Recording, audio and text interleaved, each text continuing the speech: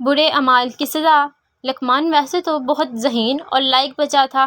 وہ 7ویں جماعت کا طالب علم تھا، ہر جماعت میں اول آتا تھا، لیکن اس میں چوری کرنے کی ایک بری عادت تھی۔ وہ چھوٹے ہوتے ہوئے بھی اپنی امی جان کے پرس سے پیسے چوری کرتا تھا۔ اس کی یہ عادت اس کے بڑے بھائی نے کافی دفعہ سب کے سامنے بھی بے نقاب کی تھی، جس کی وجہ سے اس کو کافی دفعہ اس کی امی نے مارا بھی تھا، لیکن وہ چوری کرنے سے باز نہ آتا۔ وہ چوری کر کے پیسے لاٹری میں خرچ کرتا تھا۔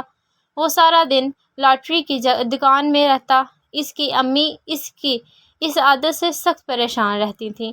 وہ کئی دفعہ پیار سے بھی سمجھا چکی تھیں کہ وہ اس عادت کو چھوڑ دے، لیکن اس کے کان میں جوں تک نہ رینگتی تھی۔ اس کے گھر کے دوسرے افراد بھی اس کی اس عادت سے واقف تھے۔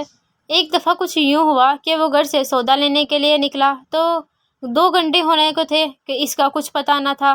گھر کے سب افراد بہت پریشان ہو رہے تھے۔ وہ دراصل اپنی موج مستی میں گھوم رہا تھا۔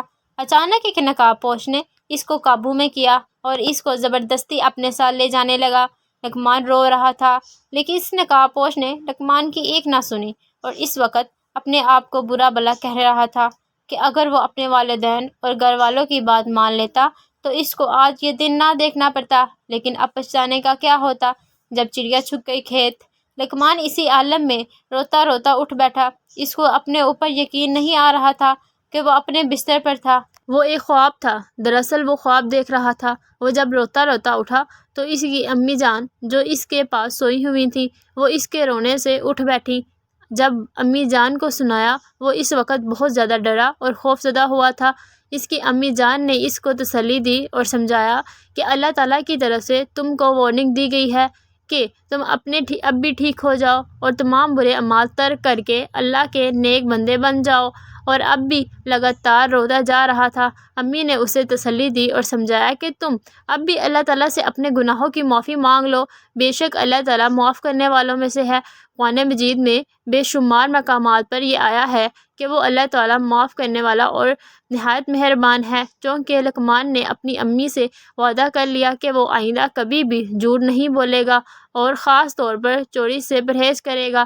لقمان کی والدہ اس کی یہ بات سن کر بہت خوش ہوئی اور اس کو انعام کے طور پر چاکلیٹ انعام کے طور پر دی تاکہ اس کے حوصلہ افزائی ہو جائے۔ پیارے بچوں، اس کہانی سے یہ سبق ہے کہ ہمیں لقمان کی طرح اپنے خدا سے توبہ کر لینی چاہیے، کیونکہ یہ وقت ہے، اگر دنیا میں توبہ نصیب نہ ہو تو آخرت میں مشکلات کا سامنا کرنا پڑے گا۔ اللہ تعالیٰ ہم سب کو توبہ کی توفیق دے، آمین ثم آمین۔